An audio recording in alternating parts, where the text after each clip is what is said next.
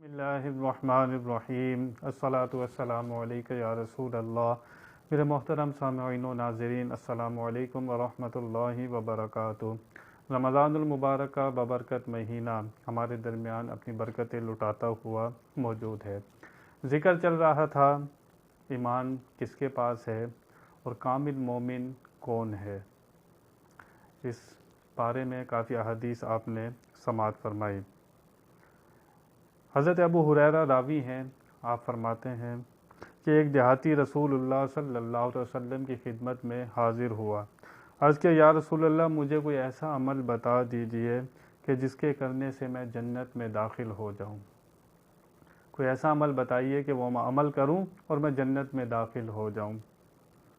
آپ صلی اللہ علیہ وسلم نے فرمایا، اللہ کی عبادت کرو، اس کے ساتھ کسی کو شریک نہ ٹھہراؤ، فرض نماز پڑھو، زکوٰۃ ادا کرو، رمضان کے روزے رکھو۔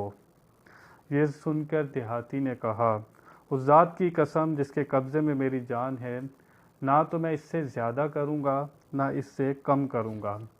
جب وہ دیہاتی چلا گیا، نبی کریم صلی اللہ علیہ وسلم نے فرمایا، اگر کسی کو جنتی شخص دیکھنا ہو تو اس کو دیکھ لے، اگر کسی کو جنتی شخص دیکھنا ہو تو اسے دیکھ لے۔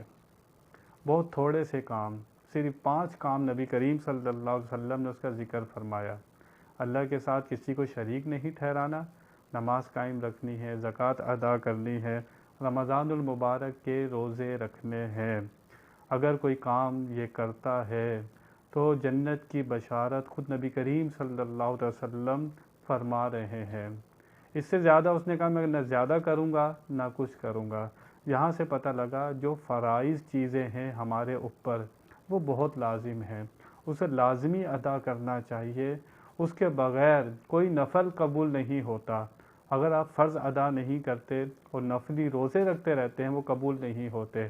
فرض نماز آپ نہیں پڑھتے اور صرف نفل پڑھتے رہتے ہیں وہ قبول نہیں ہوتے۔ آپ کے لیے یہ چیزیں لازمی ہیں، یہ بنیاد ہیں۔ سیدھا سا نسخہ نبی کریم صلی اللہ علیہ وسلم نے بتا دیا، جو ان چیزوں پر عمل کرے گا جنت کی بشارت نبی کریم صلی اللہ علیہ وسلم اس شخص کو فرما رہے ہیں، جس میں کوئی شک شبے کی گنجائش نہیں ہے۔ تو رمضان المبارک میں جو شخص نماز نہیں پڑھتا، جو روزے نہیں رکھتا، اس کو چاہیے کہ اپنے آپ کو اس موقع کو غنیمت جانے اور اس کی قدر کرے اور اپنے آپ کو درست کرے اور برائی سے اپنے آپ کو بچائے، گناہوں سے بچائے اور نیکیوں کی طرف آنے کے لیے یہ ایک مہینہ اللہ تعالیٰ نے بہت فضل کیا امت محمدیہ صلی اللہ علیہ وسلم پر، جو ہمیں رمضان المبارک عطا فرمایا۔ بیان میں کوئی غلطی ہوئی اللہ کی بارگاہ میں توبہ کرتا ہوں۔ وآخر دعوانا ان الحمد للہ رب العالمین۔